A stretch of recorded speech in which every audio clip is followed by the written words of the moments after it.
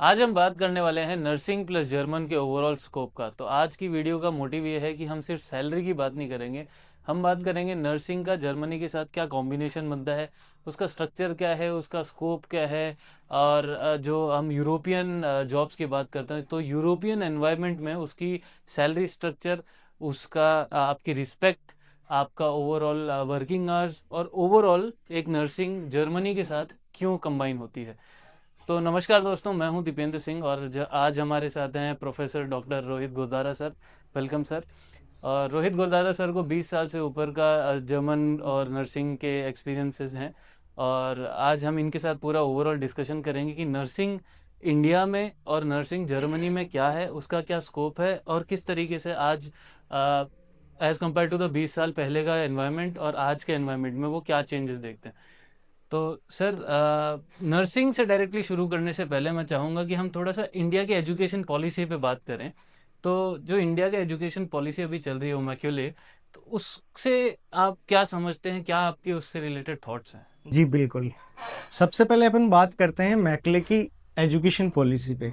वो 1835 से मतलब लगभग 150 साल से ज़्यादा उसी पॉलिसी के अंदर छोटे मोटे बदलाव करते हुए अपन कंटिन्यू कर रहे थे। दिक्कत उसके अंदर बहुत सारी रही हैं कि वो सब्जेक्ट ओरिएंटेड ही रही। प्रैक्टिकल की जो रिलेटिविटी थी वो इस्टेब्लिशमेंट प्रॉपर उसके अंदर नहीं था। अभी इंडिया के अंदर एजुकेशन पॉलिसी नई लागू हो चुकी है, लेकिन फिर भी कुछ कमियां रही हैं। अगर अपन कंपेयर करते हैं इंडिया की एजुकेशन पॉलिसी को यूरोपियन कंट्रीज या वेस्टर्न कंट्रीज, जो भी जिनको अपन बेस्ट इकोनॉमिक कंट्री कह सकते हैं, डेवलप्ड कंट्री कह सकते हैं, उनके एजुकेशन पॉलिसी के साथ में कंपेयर करते हैं, तो सबसे बड़ा जो फैक्टर आता है वो ये है कि अपनी एजुकेशन पॉलिसी के अंदर सिर्फ पीस ऑफ पेपर एक डिग्री के रूप में आता है। करेक्ट, ये बात तो सही बोली। क्योंकि इंडिया के अंदर आप लोकल भाषा में बात कर सकते हो कि जुगाड़ के नाम से कुछ सिस्टम चलते हैं। करेक्ट, ये बात सही। आपने सुना होगा डिस्टेंस एजुकेशन के नाम पे हजारों यूनिवर्सिटीज कोर्स ऑफर कर रही हैं। करेक्ट। दूसरा जो सबसे मेन रीजन ये रहता है कि नॉन कॉलेजिएट प्रोग्राम्स अपने यहाँ पे बहुत ज्यादा रन होते हैं। उसके अंदर क्या है कि क्लाइंट है वो डिग्री ले पा रहा है, लेकिन नॉलेज जो लेना चाहिए, जो एक्वायर होता है उस ड्यूरेशन के अंदर, उससे कहीं ना कहीं वो छूट जाता है। अगर अपन स्पेसिफिक नर्सिंग की बात करें तो नर्सिंग कोर्स इंडिया के अंदर हो रहा है, उसमें कुछ बदलाव किए गए हैं। सेमेस्टर बेसिस उसको कर दिया गया है, उसको स्किल बेस्ड प्रैक्टिस से जोड़ा गया है, लेकिन अभी भी कुछ चीजें मिसिंग है। जैसे मैं बात करूं रिसर्च, आप 50 साल पहले बॉडी के अंदर जिन डिजीज को पढ़ रहे थे, आज भी उन्हीं डिजीज की प्रैक्टिस कर रहे हो। ये सही बात है। रिसर्च रेगुलरली आपको अपडेट करेगा। देखिए इन्वायरमेंटल चेंजेस जिस स्पीड से आ रहे हैं, वैसे वैसे अपने खान पान में बदलाव आ रहा है, सीजन्स में बदलाव आ रहा है। पहले अपन देखते थे कि गर्मी का ड्यूरेशन था, उसमें बारिश एडेड रहती थी, एड ऑन। अब क्या है, नवंबर अक्टूबर से जो सर्दी स्टार्ट होती थी वो दिसंबर तक आप महसूस ही नहीं कर पा रहे हो। सही बात है। आज सीजनल चेंजेस ये आ रहे हैं। ये सीजनल चेंजेस ह्यूमन बीइंग की बॉडी के अंदर बहुत सारी नई डिजीज पैटर्न्स को डेवलप करती हैं। अब अगर इसके ऊपर रिसर्च रेगुलर हो तो वो डिजीज आपकी सिलेबस में भी आएंगी। नर्सिंग के, मेडिकल के जो भी स्टूडेंट्स होंगी उनको पढ़ने को भी मिलेंगी। वो रिसर्च आप यूरोपियन कंट्रीज में देखोगे, वहां क्या है कि थ्योरी के बजाय प्रैक्टिकल्स पे ज्यादा फोकस किया जाता है। अपने इंडिया के अंदर ये चीज नर्सिंग के अंदर सबसे ज्यादा मिसिंग रहती है, और यही एक स्पेसिफिक रीजन है कि जिसकी वजह से यूरोपियन कंट्रीज और वेस्टर्न कंट्रीज हैं वो अपने यहाँ के टैलेंटेड जो स्टूडेंट्स होते हैं उनको अट्रैक्ट करती हैं। ये बहुत सही बात बोली, क्योंकि इसका एक रिसेंट एग्जांपल हमारा कोविड टाइम का हम ले सकते जी हैं। बिल्कुल। जहाँ पूरी दुनिया में कोई भी देश रेडी ही नहीं था कि ऐसी कोई डिजीज अचानक से आ सकती है। जबकि कहीं अगर मैं बहुत ही बेसिक पॉइंट से जोड़ूं तो वो खान पान की वजह से शायद फैली हुई एक बीमारी थी, जी जो वर्ल्ड लेवल पे ऐसे फैली कि किसी के पास क्योर ही नहीं था। सब भाग रहे थे कि कोई डिजीज का सोल्यूशन मिल जाए, कोई वैक्सीन मिल जाए। और जितनी डेथ रेट्स हमने देखी, मुझे ऐसा लगता है कि अगर रिसर्च रहती और टाइम टू टाइम अगर हम अपडेटेड रहते कि क्या आ सकता है, तो शायद ऐसी चीजें फ्यूचर में अवॉइड हो बिल्कुल सकती है। बिल्कुल।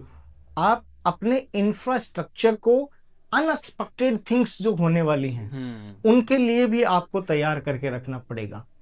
हमारे मेडिकल टर्म में इसको आइडियोपैथिक बोलते हैं। अच्छा। जब किसी डिजीज की स्पेसिफिक क्या कोजिंग फैक्टर्स रहे हैं, क्या उसके डेवलप होने का पैटर्न रहा है, उसको आप एक लाइन के अंदर डिफाइन नहीं कर पा रहे हैं, तो बहुत सारे फैक्टर्स को ग्रुप के अंदर कलेक्ट करते हैं, तो वो एक आइडियोपैथिक वे बनता है।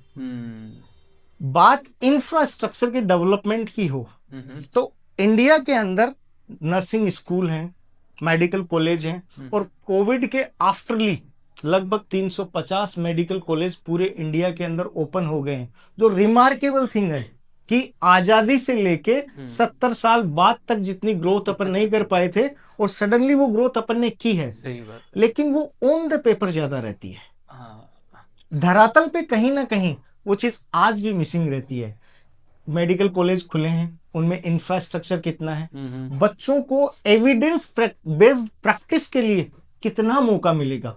करेक्ट। और इसमें एविडेंस बेस्ड प्रैक्टिस जो आपने बोली, इसमें वही जो सर ने पॉइंट ऐड करा कि एक रिसर्च बेस्ड अगर आप मेडिकल फील्ड को आगे लेके जाओ तो ऑफ कोर्स एक इंडिया एक लीडिंग कंट्री बनती जा रही है। लेकिन अगर आप हर एक सेक्टर को बहुत धरातल से देखें जो सर ने यूज करा, तो बहुत ज़्यादा अच्छी चीज़ें इम्प्लीमेंट होती है। और इसी के साथ जैसे हमने बात करी ग्लोबल लेवल की, तो सर ग्लोबल लेवल पे आप नर्सिंग का करंट सिचुएशन और करंट सिचुएशन के अकॉर्डिंग फ्यूचर कहाँ और कैसे देखते हो? सर एक चीज अपने को समझनी पड़ेगी, इंडिया के अंदर जो डिजिट्स का खेल चल रहा है ना, ये एक जाल, भ्रम जाल बनाया गया है सबको उलझा के रखने के लिए। मैं समझा। आप सर, देखिए, इसको समझा सकते हैं थोड़ा सा? देखिए आप, अपन एजुकेशन पॉलिसी के ऊपर ही बात करते हैं। अपनी एजुकेशन पॉलिसी प्रैक्टिस बेस्ड किस वे में नहीं है। आज से आप 30 साल पहले की बात करोगे तो किसी भी 10th 12th की एग्जाम के बाद बच्चे को जो परसेंट मिलते थे वो कितने होते थे? 3rd division, 2nd division, 40%, 50%, 60%।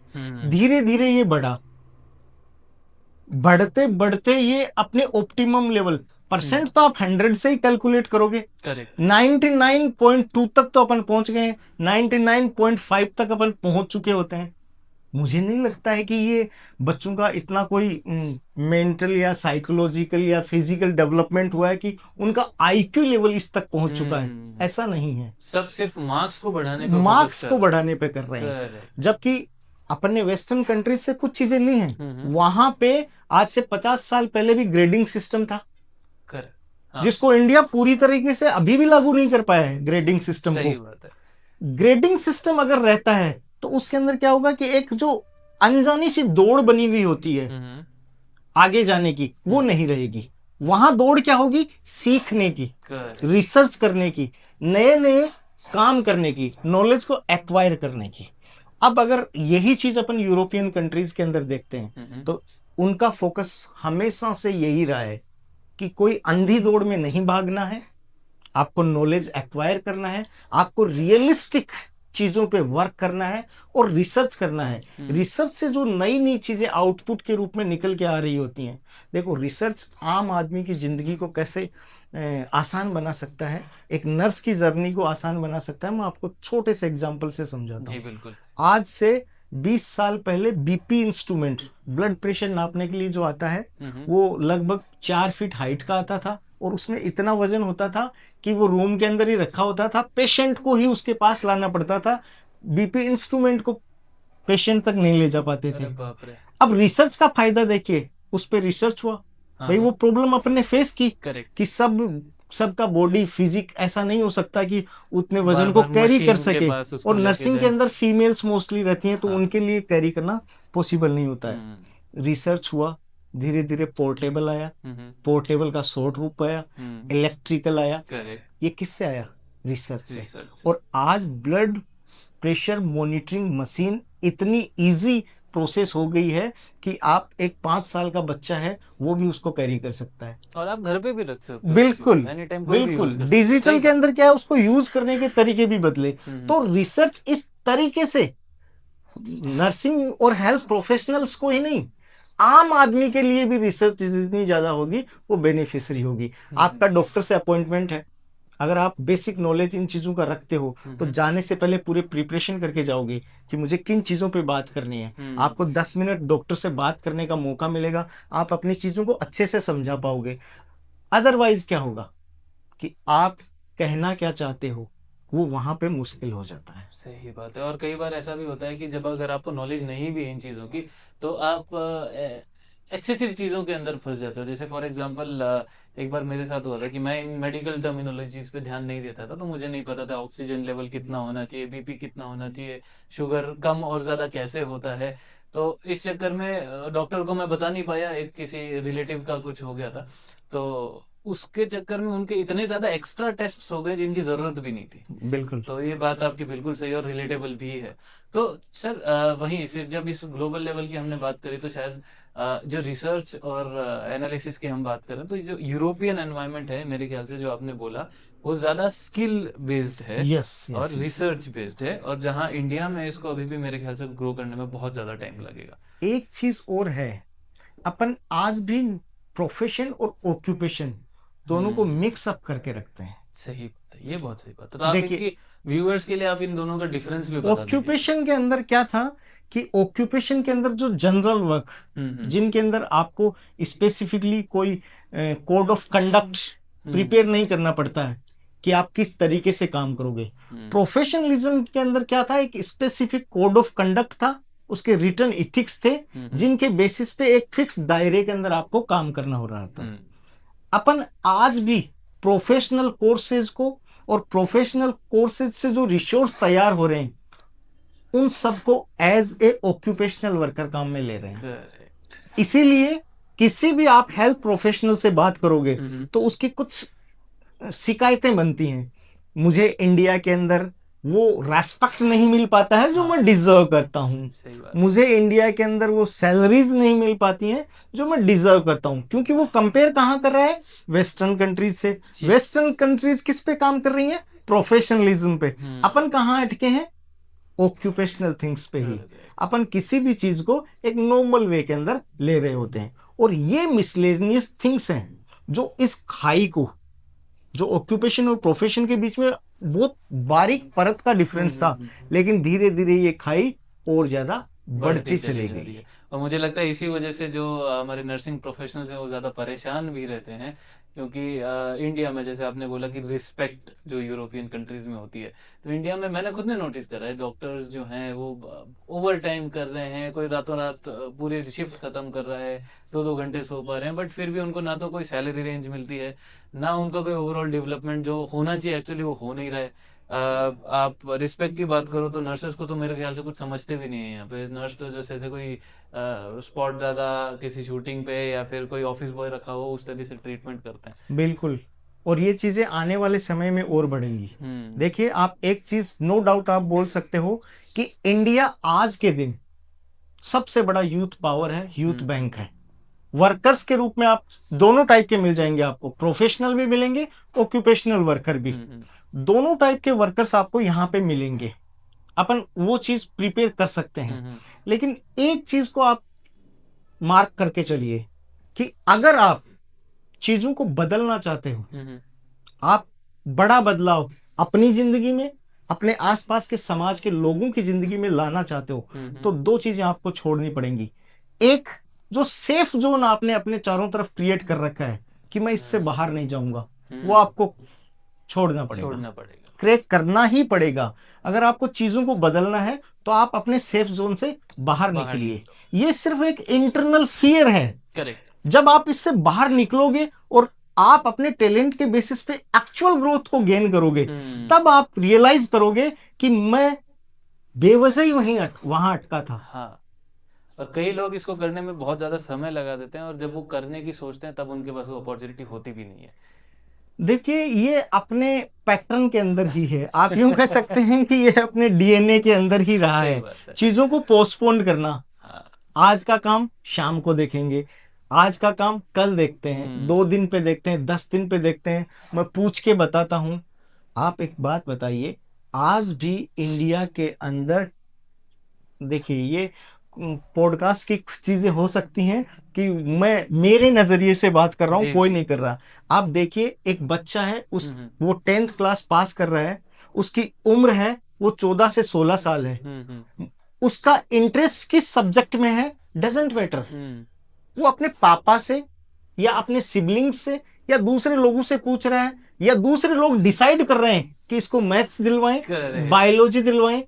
आपको लगता है जिस बच्चे के 98.2% मार्क्स आए हैं, हम्म। उसका आईक्यू ऐसा नहीं है कि वो अपना फ्यूचर के अंदर क्या सब्जेक्ट में इंटरेस्ट है उसको चूज खुद करे?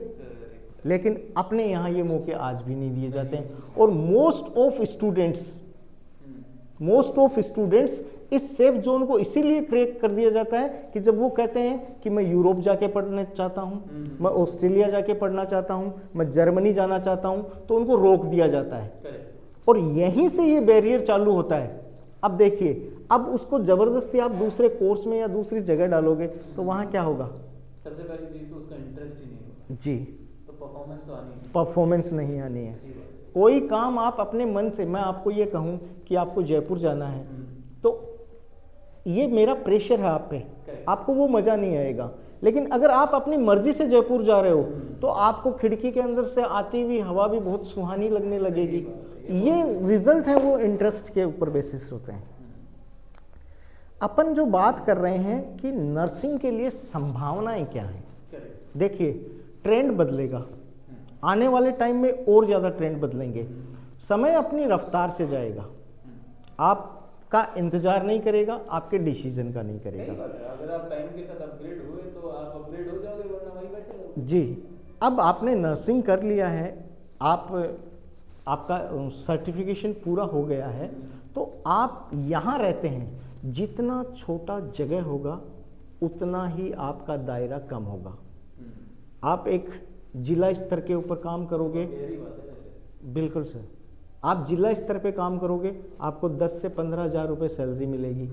आप वैसे जितना नॉलेज रखते हो 10 साल भी उतना ही रखोगे, नया कुछ नहीं सीख पाओगे। और ना आप एक्सप्लोर करने का आपको मौका दिया जाएगा। आप कोई मिड सिटी टाइप की जगह पे काम करोगे, जहाँ पे क्या होगा, आपकी सैलरी भी बढ़ेगी, कुछ कुछ आपको नए लोगों से मिलने को मिलेगा। और अगर आप नए लोगों से मिल रहे हो तो आप कुछ ना कुछ बेहतर सीखोगे। आप मेट्रोपोलियन सिटीज़ में जाओगे तो आपके 35 से 40 हज़ार रुपये होंगे as a salary, as a nurse fresher के लिए, और आप बहुत सारी चीज़ों को सीखोगे। लेकिन स्पेसिफिक चीज़ें, पहले ये होता था कि प्लेटफॉर्म्स नहीं होते थे। आज छोटे छोटे शहरों में आपको डिस्ट्रिक्ट लेवल पे ऐसे प्लेटफॉर्म मिलेंगे जो डायरेक्टली आपको, आप जिस कंट्री पे विश करो, आप आंख बंद करके ग्लोब पे उंगली रखिए कि मुझे यहाँ पहुँचना है, बिल्कुल आपको आपके शहर के अंदर ही ये फैसिलिटी मिलेगी कि आपको ट्रेंड करके विद फुल असिस्टेंस आपको प्लेस किया जाएगा। तो इन चीज़ों का फायदा मेरे हिसाब से नर्सेस को उठाना चाहिए। और जो आपने बात करी सर मेट्रोपॉलिटन सिटीज़ में, जहाँ पे 35-40 हज़ार रुपये की जो स्टार्टिंग सैलरी रेंज है, वो भी मुझे लगता है कि वो ऐसे एलीट इंस्टीट्यूशंस के साथ है, ऐसे अच्छे खासे हॉस्पिटल ग्रुप के साथ है, जहाँ पे थोड़ा सा, जैसे फॉर एग्जांपल मैं बात करूँ, कोई बड़े ब्रांड जैसे शैल्बी हॉस्पिटल्स हो गए और ग्रुप ऑफ हॉस्पिटल जो चैन के रूप में पूरी कंट्री के अंदर काम करते हैं। बट जैसे अगर मैं बात करूँ जयपुर जैसे मेट्रो सिटी की, जो भी ग्रो हो रही है, और दिल्ली, जैसे मैं दिल्ली भी काफ़ी दिन रहा हूँ, तो मैंने ये नोटिस करा है कि एक नर्स जो यहाँ पे बिना किसी कंपटीशन के कहीं पहुँचती है, तो या तो वो पहुँचती है 80-20 के रेशियो पे। देखिए, ये इंडिया के अंदर पिछले 7-8 साल से बहुत बड़ा इशू बना है, और नर्सिंग फील्ड में हमने अलग अलग प्लेटफॉर्म्स पे, अलग अलग जगह पे, अलग अलग माध्यम से बहुत जगह इस पे आवाज़ उठाई है कि ये जेंडर बेसिस जो रेशियो क्रिएट किया गया था, ये किसी एक अपने मोटिव को कंप्लीट करने के लिए मोनोपोली के रूप में ऑटोनोमस इंस्टीट्यूशन, जो भी अपने एम्स हैं वो ऑटोनोमस इंस्टीट्यूशन है, उन्होंने अपने छोटे छोटे मोटिव्स को पूरा करने के लिए ये चीज़ें लागू की हैं। आपने 2 सवाल एक साथ कर लिए, मैं दोनों को अलग अलग करके जवाब देता हूं। पहली बात कि मेट्रोपोलियन सिटीज़ के अंदर सैलरी कम होने के पीछे रेस्पॉन्सिबल कौन है? मेरे हिसाब से जो हॉस्पिटल, ग्रुप ऑफ हॉस्पिटल या चैन के रूप में वर्क कर रहे हैं, वो कम रेस्पॉन्सिबल है इस चीज़ के लिए, नर्स खुद जिम्मेदार है। भाई आसमान खुला है, आपको किसने रोका है? उड़िए।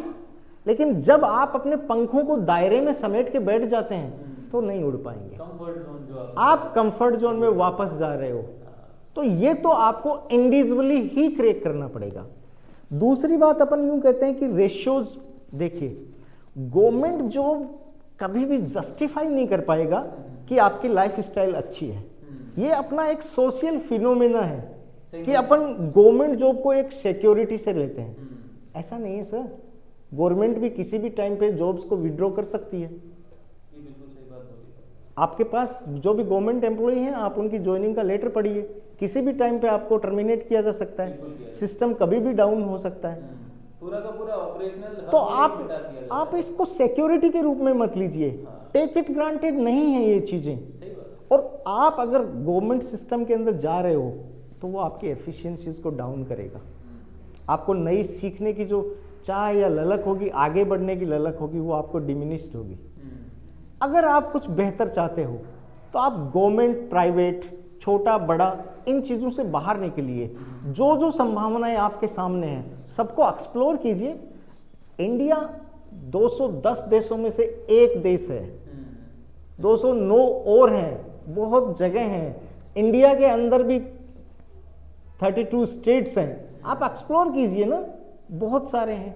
आप खुद को एक खूंटे से एक जगह पे बांध के मत रखिए। तो इसी के साथ जब अगर मैं कंपेयर करूं कि कोई नर्सिंग प्रोफेशनल अगर इंडिया में है, अगर वो गवर्नमेंट की तैयारी ना करे, अगर वो 80-20 के रेशियो में ना फंसे, अगर वो प्राइवेट इंस्टीट्यूशन की तरफ ना जाए, अगर वो अपने कंफर्ट जोन को भी उड़ा दे, तो आप इसको यूरोपियन फॉर्मेट से कंपेयर करके क्या गाइडेंस दोगे कि एक नर्सिंग प्रोफेशनल को जो इंडिया से नर्सिंग कंप्लीट कर चुका है उसे क्या करना चाहिए? मुझे ये पूरा जो प्रोसेस होता है गवर्नमेंट सिलेक्शन का, ये बिल्कुल लॉलीपॉप की तरह लगता है। आपने 4 से 5 साल अपनी नर्सिंग में लगा दिए हैं, ठीक है, उसके बाद आप कितने दिन तैयारी करोगे? कोचिंग इंस्टीट्यूट आपको ये कहिएगा कि ठीक है आप तैयारी कीजिए, अगली बार हो जाएगा। आप 2 साल, 4 साल, 5 साल, आप वो टाइम खो रहे हो जिसमें आप मोस्ट एनर्जेटिक थे। सही बात, ये बहुत। और वो टाइम आप कहां खराब कर रहे हो? किसी लाइब्रेरी के एक कोने में, किसी 10 बाई 10 के एक कमरे के अंदर। अरे आपकी एनर्जी बहुत ब्रॉड है। मैं यूथ से बहुत बार जब भी मैं बच्चों से बात करता हूं, मैं उनको बताता हूं कि आपकी एनर्जी का दायरा है वो बिल्कुल सूरज के जैसा है। उसके सामने जो आएगा वो ध्वस्त हो सकता है। आप उसको जगाइए, आपके अंदर हिडन पावर है। आप दायरों के लिए कतई नहीं बने हो। यही रियलाइज करना और सही टाइम पे रियलाइज करना बहुत ज़्यादा। बिल्कुल। तो इन चीज़ों से दूर रहते हुए मैं ये नहीं कहता हूं कि आप गवर्नमेंट जॉब में नहीं जाइए, बिल्कुल आप ट्राई कीजिए, आप अपने नॉलेज को बढ़ाइए। अगर आप उस नॉलेज के लेवल पे पहुंच गए हैं तो आप अपने आप गवर्नमेंट में चले गए हैं। लेकिन आप किसी चमत्कार के इंतजार में 5 साल खराब कर रहे हो, 7 साल खराब कर रहे हो, वो कतई आप उसको सही नहीं ठहरा सकते हो। इंसान की एज भी इस टाइम के बाद में आराम से 30 के ऊपर हो जाती है। 30-35 के बीच में डिसीजन लेना ही बहुत बड़ी समस्या हो जाती है। अगर कोई नर्सिंग कर रहा है तो मेरे ख्याल से 20s की एज में बहुत ज़्यादा सक्सेसफुली वो नर्सिंग को कंप्लीट कर चुका होता है।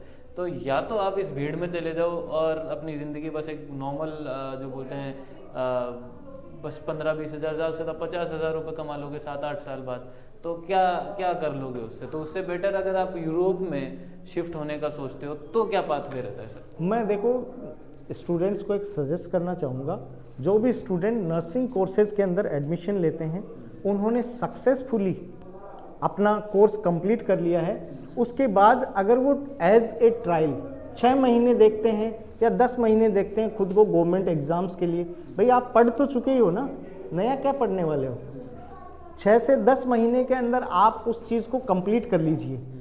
अगर वो आप उसके रडार में नहीं आ रहे हैं तो फिर अपना टाइम मत वेस्ट कीजिए, अपने लिए दूसरे ऑप्शन हैं उनको एक्सप्लोर कीजिए। और टारगेट के अंदर, अगर मैं पहले भी कह चुका हूँ, मैं फिर से कहना चाहूँगा, अगर टारगेट में देख रहे हो अगले 5 सालों के अंदर यूरोप सबसे बेटर डेस्टिनेशन है। जो ट्रेंडफुल डेस्टिनेशन थे, देखिए पहले रहे हैं, ऑस्ट्रेलिया काफ़ी रहा है, कनाडा रहा है, यूके रहा है, यूएसए रहा है, लेकिन इन सब कंट्रीज की कुछ कॉमन प्रॉब्लम्स थी। कॉमन प्रॉब्लम थी वर्क कल्चर को लेके, बिहेवियर को लेके। आप देखिए न्यूज़पेपर में आपको ऑस्ट्रेलिया में races based, colour based, skin based, USA के अंदर, यूके के अंदर वो चीज़ें मिलेंगी। यस, और आप रियल ह्यूमैनिटी टच चाहते हो ना, तो आपके लिए यूरोप से बेस्ट डेस्टिनेशन कतई कुछ नहीं हो सकता है, ये मेरा मानना है।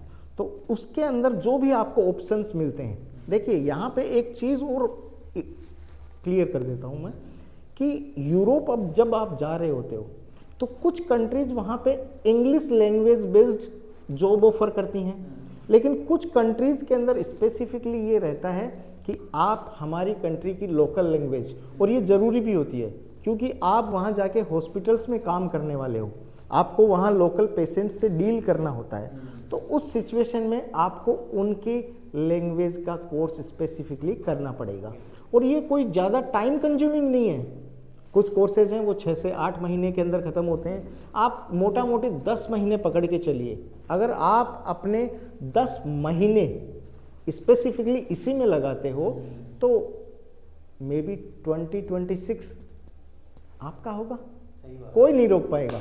और जो आपने बात करी यूरोप की, तो यूरोप की सबसे बड़ी खास बात यह है कि यूरोपियन एक ऐसा रीजन है जहाँ पे 7 से ज़्यादा कंट्री में, ऑफिशियली 6 कंट्रीज़ में और अनऑफिशियली बहुत ज़्यादा कंट्रीज़ में जर्मन बोली जाती है। ना केवल जर्मनी में लिस्टेनस्टाइन है, आपका ऑस्ट्रिया है, स्विट्ज़रलैंड है, लग्जमबर्ग है, बहुत सारे ऐसे रीजन्स है, बहुत सारी कंट्रीज़ है जहाँ पे आप एक्सप्लोर कर सकते हो, आप अपनी जॉब अपॉर्चुनिटीज़ को देख सकते हो। तो एक लैंग्वेज सीख के 7 से ज़्यादा कंट्रीज़ में अगर आपको ऑप्शन मिल रहा है, तो क्यों आपको, मैं इंडिया की बुराई नहीं कर रहा हूँ यहाँ पे, क्यों आपको उस देश में वहाँ एक अपनी एनर्जी की, जिसकी सर ने बात करी, आपका कॉन्फिडेंस, आपका एनर्जी, आपका स्किल लेवल डेवलपमेंट का जो टाइम है वो यही टाइम होता है। आप अगर डिसीजन सही टाइम पे लोगे तो या तो आप एक कंट्री स्पेसिफिक रह जाओ, या फिर एक 10 से 12 महीने का टाइम अपने आप पे इन्वेस्ट करो, लैंग्वेज अपस्किल करो खुद को, अपनी नर्सिंग की डिग्री को लो और 7 से ज़्यादा कंट्रीज़ को एक्सप्लोर करो, जहाँ पे यूरो की जो वैल्यू अगर आप इंडिया से भी कंपेयर करोगे तो सर आज से 6 महीने पहले 80 के आसपास यूरो हुआ करता था, आज 105 क्रॉस है। तो अगर जैसे सर ने बोला 2026 में आप अपना टारगेट अपनी लाइफ में अच्छा बना सकते हो, तो क्या पता वो 105 120 के भी ऊपर चला जाए।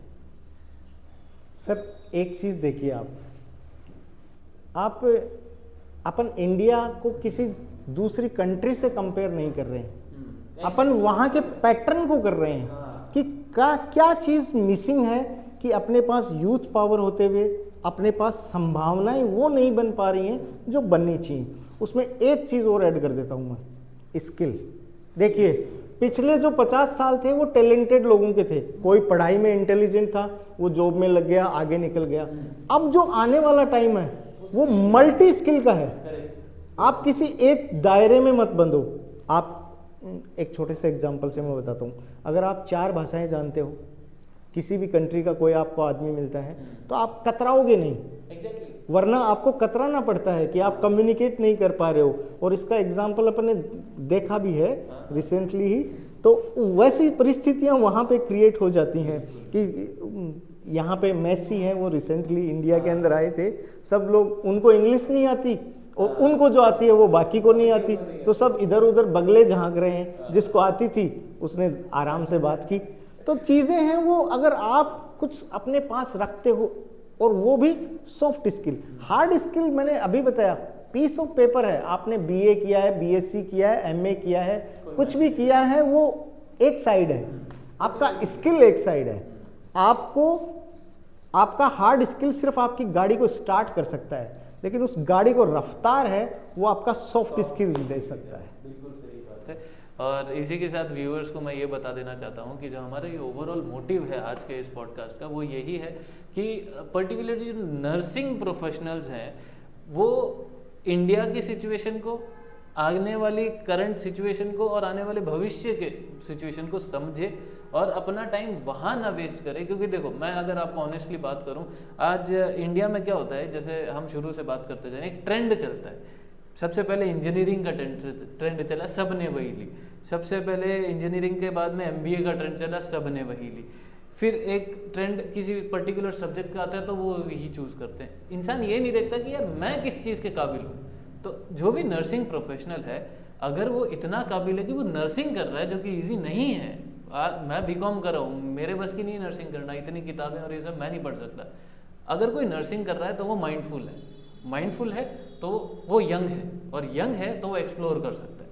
तो जब आप एक्सप्लोर करके अपनी लाइफस्टाइल, अपनी फैमिली की लाइफस्टाइल, एक टाइम बाद आप जो भी लेट सपोज कि आप यूरोप का फैसला लें, आप यूरोप जाके सेटल हुए, तो आपके घर का लाइफस्टाइल आपकी कंट्री को भी आप एक अच्छी बेटर लाइफस्टाइल दोगे, क्योंकि किसी भी कंट्री की ग्रोथ कंट्री के प्राइम मिनिस्टर से नहीं होती है, किसी प्रेसिडेंट से, चीफ मिनिस्टर से नहीं होती है सिटीजन से।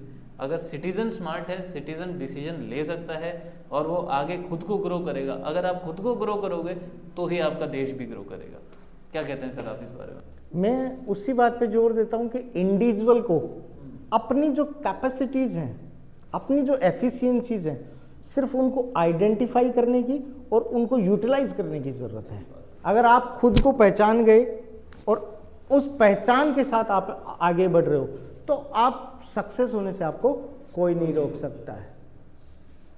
तो सर एक लास्ट सवाल मेरा रहेगा कि एफएलपी से आप कुछ समय से जुड़े हुए हैं और 20 साल से ज़्यादा आपको नर्सिंग का एक्सपीरियंस है, तो आपको क्या लगता है किसी भी नर्सिंग प्रोफेशनल को एफएलपी से क्यों जुड़ना चाहिए और एफएलपी कैसे उसको ट्रस्ट कर लेना चाहिए?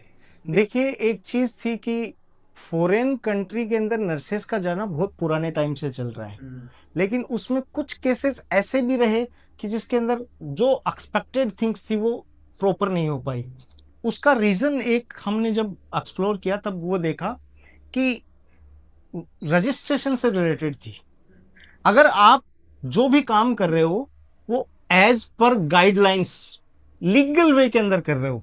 एफएलपी है वो इसलिए सबसे अलग है क्योंकि इसके अंदर मिनिस्ट्री ऑफ एक्सटर्नल अफेयर आप कहीं पे भी चेक कर सकते हो, प्रॉपरली रजिस्टर्ड है, और अपने क्लाइंट्स को जो प्लेसमेंट देती है उसमें जो कंप्लीट प्रोसेस रहेगा वो on the paper, as per guidelines, as per said statement. आपको पहले दिन जो बात कही थी वो आखिरी दिन तक उसको निभाते हैं। ये चीजें हैं, ये आपको फैन करेंगी कि आप खींचे चले आओ एफएलपी की तरफ। और मैं बिल्कुल शुभकामनाएं दूंगा एफएलपी के जो फाउंडर मेंबर्स हैं, आप हैं, जितेंद्र सर हैं, प्रतीक सर हैं, उनको दूंगा कि इतने टाइम पे देखिए बाजार है, बाजार में लालच होगा, लालच होता है तो चीजें फिसलती हैं, लेकिन आप उस चीज को छोड़ के और अपनी इथिक्स पे टिके हुए हो कि हमें प्रोसीजरली काम करना है। यही चीज आज हिंदुस्तान के अंदर हजारों एजेंसीज हैं जो ये काम करती हैं, लेकिन नॉर्मल एजेंसी से एफएलपी एक अलग लाइन के अंदर खड़ी है। उसका रीजन है कि आपका लीगल प्रोसीजर। तो मैं बधाई दूंगा निश्चित तौर पे टीम से, और मैं व्यूअर्स को भी कहना चाहूंगा कि जो भी लोग नर्सिंग कंप्लीट कर चुके हैं और फॉरेन कंट्रीज के अंदर, और स्पेशली अगर उनका डेस्टिनेशन यूरोप के अंदर जर्मनी, ऑस्ट्रिया, स्विट्जरलैंड, लग्जमबर्ग ये रहता है, तो आप निश्चित तौर पे कमेंट के अंदर चेकलिस्ट के लिए लिख सकते हैं। हमारी टीम आपको संपर्क करेगी। और बिल्कुल जैसे सर ने बोला कि लीगल वे से हम काम करते हैं, तो विदेश मंत्रालय से, मिनिस्ट्री ऑफ एक्सटर्नल अफेयर से हम एफिलिएटेड हैं, और लपकेबाजी से और डंकी रूट से तो आपको नहीं भेजने वाले। लीगल प्रोसीजर रहेगा, और अगर आप भी यूरोप में सेटल होने की सोच रहे हो तो बिल्कुल आप कमेंट कर सकते हैं, और हमारी जो टीम है वो आपकी असिस्टेंस करेगी। तो thank you so much for your presence sir. Thank you viewers.